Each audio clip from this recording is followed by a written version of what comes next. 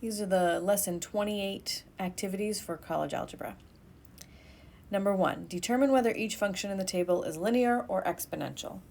So step 1 is to look at the delta x, the change in x at each step. So I'm only looking at the x row, and I want to know, is the difference between subsequent terms always the same? So the difference here is 2, 0 to 2, the difference is 2, 2 to 4, the difference is 2, 4 to 6, the change in x is 2, and 6 to 8, the change in x is 2. So yes, it is constant at each step, and delta x is 2.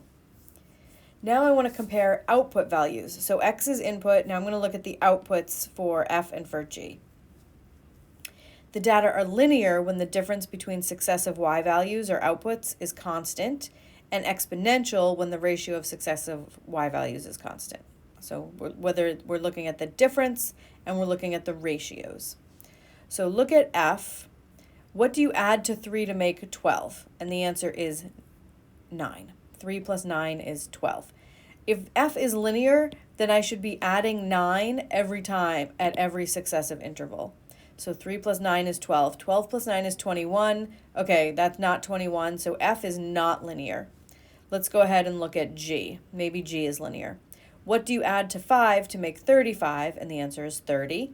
If g is linear, that 30 should be my successive addend for every interval.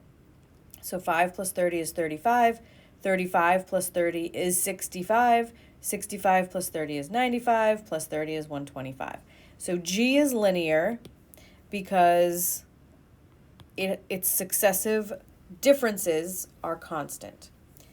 Now, let's go back to f and see, is f exponential? Is the constant ratio the same? So 3 times what gives you 12? And the answer is 4. The way you answer that is you do 12 divided by 3 and you get 4, right? So 3 times 4 gives you 12. If f is exponential, then I should use that same factor to get from 12 to the next term, the next y value. So 12 times 4 is 48. So that is good so far. 48 times 4 is 192. 192 times 4 is 768. So f is exponential. All right, so we want to write an equation for the linear function. We know that its slope is 15.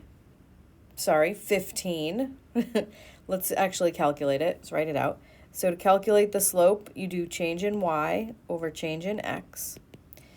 Between any successive y values, let's highlight. Those are my y values, and these are the corresponding x values. So I'm going to do change in y, so 35 minus 5 over 2 minus 0 is 30 over 2, which is 15.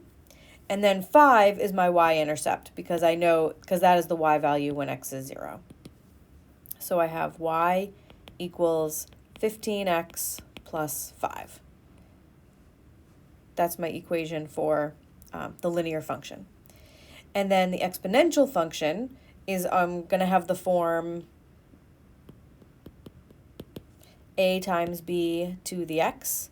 A is your initial value, which is 5, just like it was for the linear. It's the y value when x is 0. And then b is your growth factor, which in this case was 4, to the x. 2, write an equation to model the growth of a population that starts with 200 cells and triples during every time period t.